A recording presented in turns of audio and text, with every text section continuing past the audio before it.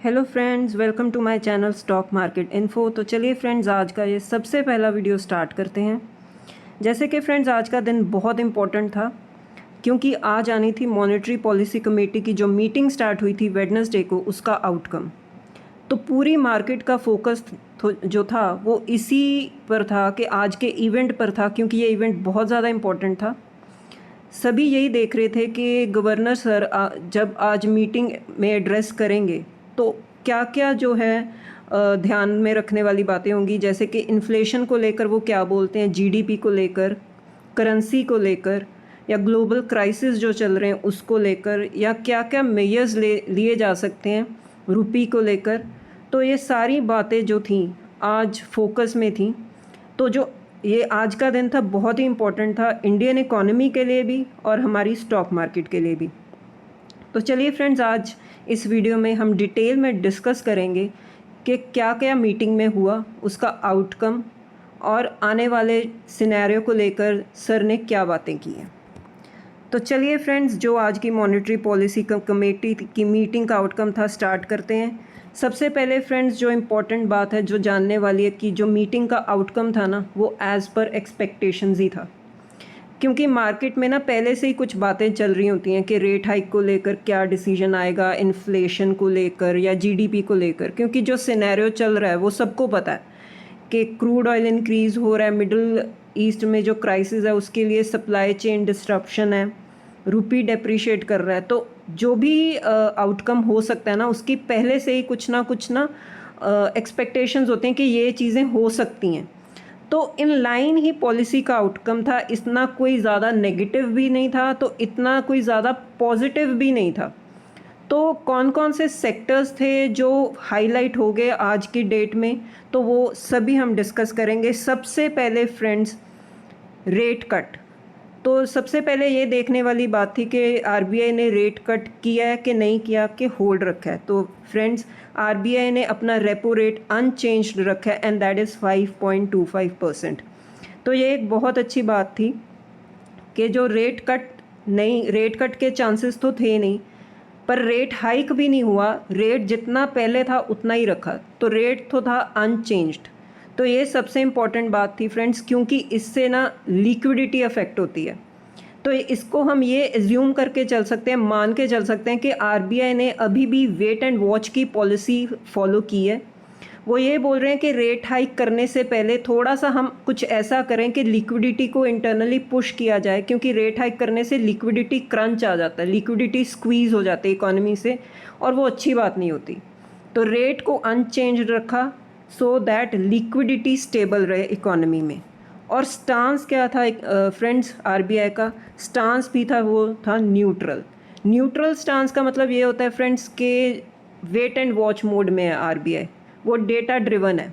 Data driven जो भी data आएगा इन्फ्लेशन को लेकर, क्रूड ऑयल को लेकर, ऑयल प्राइसेस को लेकर, या और भी कई चीज़ें जैसे मॉनसून, एल नीनो का इम्पैक्ट, वो सभी चीज़ें जैसे जैसे प्रोग्रेस में होंगी तो वैसे वैसे आरबीआई अपने डिसीजंस ले सकता है। तो पॉलिसी स्टांस जो न्यूट्रल का मतलब ये होता है कि ये स्टांस कभी भी चेंज हो सकता है।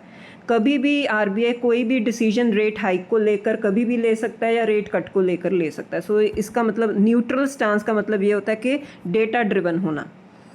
नेक्स्ट है फ्रेंड्स, अब सबसे इंपॉर्टेंट जो बात होती है जीडीपी का प्रोजेक्शन।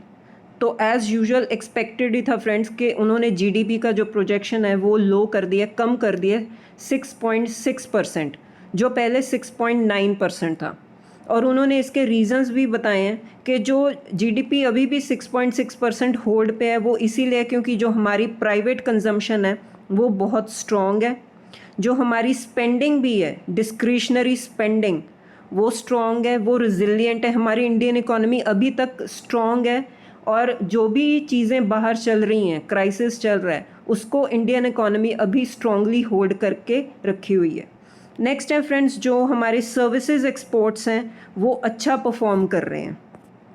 और उन्होंने ये कुछ प्रोजेक्शंस दिए फ्रेंड्स, आप देख सकते हो अप्रैल से लेकर जून तक का जो प्रोजेक्शन है जीडीपी का वो 6.6% है, जुलाई से लेकर सितंबर तक का 6.3%, अक्टूबर से लेकर दिसंबर तक का 6.5% और जनवरी से लेकर मार्च Q4 का वो 6.8%। सो ये आप नोट डाउन करके चल सकते हो प्रोजेक्शंस को।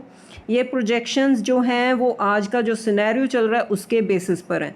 ये प्रोजेक्शंस कभी भी चेंज हो सकती हैं फ्रेंड्स आने वाले टाइम में, तभी तो स्टांस जो है न्यूट्रल रखा है, that is data driven. Next है फ्रेंड्स, अब सबसे इम्पोर्टेंट बात होती है इन्फ्लेशन। तो इन्फ्लेशन का भी जो उनकी जो प्रोजेक्शन है उन्होंने बढ़ा दिया about 50 basis points, that is 5.1%। अब उसका क्या रीज़न है फ्रेंड्स, दैट इज़ एक्सपेक्टेड कि क्रूड ऑयल के प्राइसेस इंक्रीज़ हो रहे हैं, और उन्होंने ये भी बताया कि जो इंडियन इकोनॉमी ने क्रूड ऑयल इंपोर्ट किया लास्ट 2 महीने में वो 110 $US पर बैरल के बेसिस पर एवरेज हुआ है, या इतने इस प्राइस पर बाइंग हुई है क्रूड ऑयल की बाय द इंडियन इकोनॉमी। और वो ये भी बोल रहे हैं कि क्रूड ऑयल के प्राइसेस आने वाले टाइम में ज़्यादा ही रहेंगे, हायर लेवल पर ही रहेंगे। सो हम ये मान कर चल सकते हैं कि इन्फ्लेशन जो है 50 बेसिस पॉइंट्स क्यों बढ़ी है। तो उन्होंने इन्फ्लेशन के भी जो प्रोजेक्शंस दिए हैं फ्रेंड्स आप देख सकते हो, 4.2% है Q1 में, Q2 में 5.1%, Q3 में 5.9%, Q4 में 5.9%, और रिस्क जो है that is evenly balanced. Friends एक ना जो रेंज होती है इन्फ्लेशन की, that is inflation band 4 to 6%। जो हमारी कंट्री में इन्फ्लेशन का जो बैंड है दैट इज़ 4 to 6%। अगर इसी रेंज में इन्फ्लेशन रहती है तो ठीक है, हमारी इंडियन इकोनॉमी कुछ ज़्यादा रिस्क पर नहीं है। अगर बियॉन्ड 6% चली जाती है, 6% से ज़्यादा हो जाती है, फिर रिस्क वाली बात हो जाती है। लेकिन जितनी देर तक जो इन्फ्लेशन है हमारी वो 4 से 6% तक है, तब तक जो रिस्क है दैट इज़ बैलेंस्ड। ठीक है। नेक्स्ट है फ्रेंड्स, जो फॉरेन एक्सचेंज रिजर्व्स का डेटा उन्होंने शेयर किया है अप टिल May 29 वो $682.3 बिलियन है। नेक्स्ट है फ्रेंड्स जो RBI, अब सेक्टर टू सेक्टर फ्रेंड्स हम डिस्कस करेंगे कि क्या क्या इम्पैक्ट आया। जैसे RBI मॉनेटरी पॉलिसी कमेटी की जो मीटिंग है उसका जो आउटकम है, उन्होंने रेट कट नहीं किया, रेट को होल्ड करके रखा है। तो इसका सबसे ज़्यादा जो बेनिफिट है फ्रेंड्स किसको मिलता है, होम लोन बोरोअर्स को, क्योंकि जो लोन है अगर RBI रेट हाइक करेगी तो लोन भी महंगा हो जाएगा ना।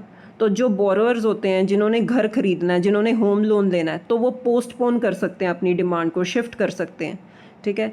तो आज के लिए जो डिसीजन लिया गया कि रेट हाइक नहीं किया गया, तो उसका जो सबसे ज़्यादा बेनिफिट किसको मिला है, होम लोन बोरोअर्स को, क्योंकि रेट हाइक नहीं हुआ तो उनके लोन भी महंगे नहीं हुए। इसका सबसे ज़्यादा फ़ायदा फ्रेंड्स रियल एस्टेट सेक्टर को मिलता है। वो आने वाले जो भी आप वीडियो देखोगे मैं आपको दिखाऊंगी, सेक्टर टू सेक्टर हम डिस्कस करेंगे। तो सबसे पहली बात मानने वाली ये है कि जो होम लोन बोरोअर्स हैं उनके लिए ये एक अच्छी न्यूज़ है कि रेट हाइक नहीं हुआ। नेक्स्ट है फ्रेंड्स, अब आपका फोकस बहुत ज़्यादा चाहिए इस वीडियो में। तो सबसे ज़्यादा फ्रेंड्स जो बहुत ही अच्छा डिसीजन आज गवर्नमेंट ने लिया, जिसकी बहुत सारी बातें भी हो रही थी, बहुत सारी एजम्पशंस थी कि ये होना ही चाहिए, एक्सपेक्टेशंस थी, वो ये है कि गवर्नमेंट ने FIIs की जो गवर्नमेंट सिक्योरिटीज़ में जो उनकी इनफ्लो आता है उसकी इंटरेस्ट इनकम को कम्प्लीटली टैक्स फ्री कर दिया फ्रेंड्स। तो ये बहुत ही अच्छी न्यूज़ है। और इंटरेस्ट इनकम को ही टैक्स फ्री नहीं किया, उनके जो कैपिटल गेन्स होंगे उसमें से उसको भी टैक्स फ्री कर दिया। तो ये सबसे ज़्यादा हाईलाइटेड पॉइंट था फ्रेंड्स, जिसका इम्पैक्ट हम देखेंगे कि किस सेक्टर पर था। लेकिन अब आप ये देख लो कि जो टैक्स का रिलीफ दिया है, बेशक वो गवर्नमेंट सिक्योरिटीज़ में दिया है, लेकिन फॉरेन फ्लो को इंक्रीज, जैसे फॉरेन इन्वेस्टर्स अपना आउटफ्लो करते ही जा रहे थे इक्विटी सेगमेंट में से भी, कि उनका आउटफ्लो ज़्यादा हो रहा था, तो उनके आउटफ्लो को माइनस करने के लिए, उनको कुछ ऐसा अट्रैक्टिव दिखाने के लिए, उनके इन्फ्लोज को दोबारा से यहाँ पर लाने के लिए, डॉलर के फ्लो को लाने के लिए गवर्नमेंट ने क्या किया है कि जो FIIs पर जो टैक्स लगता था उनकी इंटरेस्ट इनकम पर जो गवर्नमेंट सिक्योरिटीज़ थी उनको टैक्स रिलीफ दे दिया, टैक्स फ्री कर दिया। कैपिटल गेन्स पर भी अब कोई टैक्स नहीं लगेगा, टोटली टैक्स फ्री। तो इस पर और ये भी एक डिसीजन लिया जो NRIs हैं, तो उनको भी एक रिलीफ दिया है कि उनकी जो भी इन्वेस्टमेंट्स होंगी यहाँ पर इक्विटी सेगमेंट या गवर्नमेंट सेगमेंट में, तो वो क्या होगा, फुल जो हेजिंग कॉस्ट होगी आरबीआई बेयर करेगा। तो इसमें आप बैंक ऑफ बड़ौदा का जो स्टेटमेंट है ये वो आप देख सकते हो कि banks will have incentive to offer attractive rates for 3 to 5 year tenure. 3 से 5 साल के लिए जो उनकी हेजिंग कॉस्ट होगी वो टोटली आरबीआई बियर करेगा। तो ये एनआरआईज के लिए भी एक दरवाज़ा खोल दिया है कि वो कम्प्लीटली अपनी इन्वेस्टमेंट्स को लेकर आ सकते हैं। ठीक है फ्रेंड्स, तो ये एक दो बहुत ही ज़्यादा अच्छी न्यूज़ थी, पॉजिटिव न्यूज़ थी आज के लिए पॉलिसी की मीटिंग के आउटकम में, जिसने मार्केट पर इम्पैक्ट डाला और पॉजिटिव इम्पैक्ट डाला। नेक्स्ट है फ्रेंड्स, जब ये न्यूज़ आई तो आप रुपी का स्टेटस देख लो। जब रुपी ओपन हुआ तो 95.7 पर ओपन हुआ।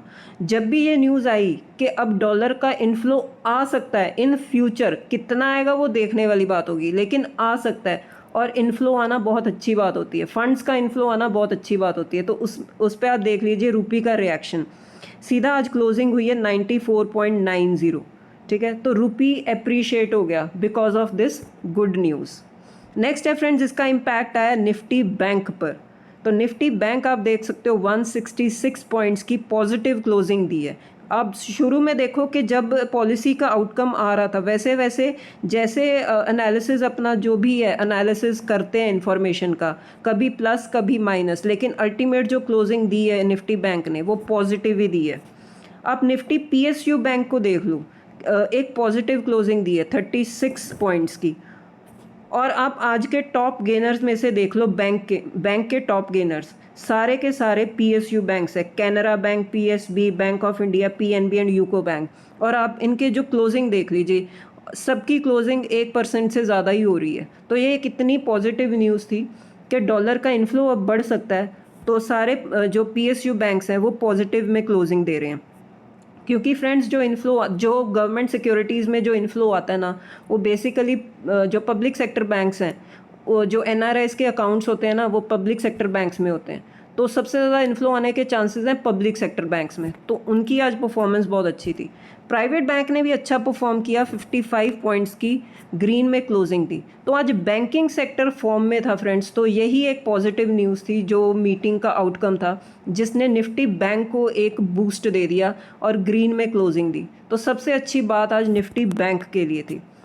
ये है फ्रेंड्स निफ्टी 50 का चार्ट। तो आप ये बोलोगे कि निफ्टी 50 को क्या हो गया आज। सो फ्रेंड्स, जो आज का आउटकम था ना, उसका बेसिकली जो एड्रेस कौन से इशू को एड्रेस किया गया, इनफ्लो ऑफ डॉलर। तो निफ्टी बैंक तो अच्छा परफॉर्म कर रहा था, लेकिन निफ्टी 50 में और भी सेगमेंट्स हैं, सेक्टर्स हैं।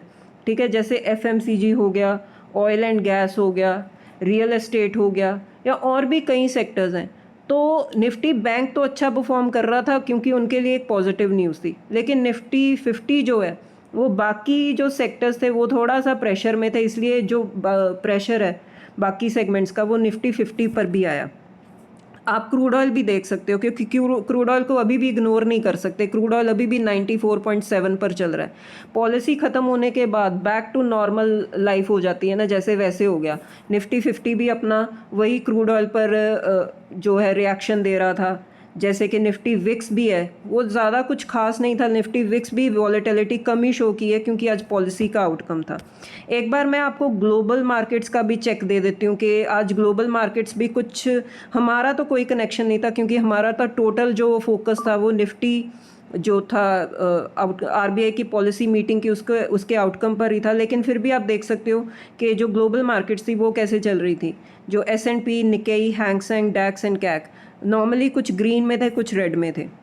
और सबसे इम्पॉर्टेंट बात फ्रेंड्स, जो वीडियो को मैं कंक्लूड करूँगी, कि अगर आपने देखा कि आज रेट कट तो नहीं हुआ, उसके तो चांस लगते नहीं हैं, लेकिन रेट हाइक भी नहीं हुआ, तो उसका डायरेक्ट इम्पैक्ट किस पर आता है, निफ्टी रियल एस्टेट सेक्टर पर। क्योंकि जो होम लोन बोरोअर्स हैं वो अपनी जो डिमांड है वो पुश नहीं करते, पोस्टपोन नहीं करते, वो कंटिन्यू करते हैं।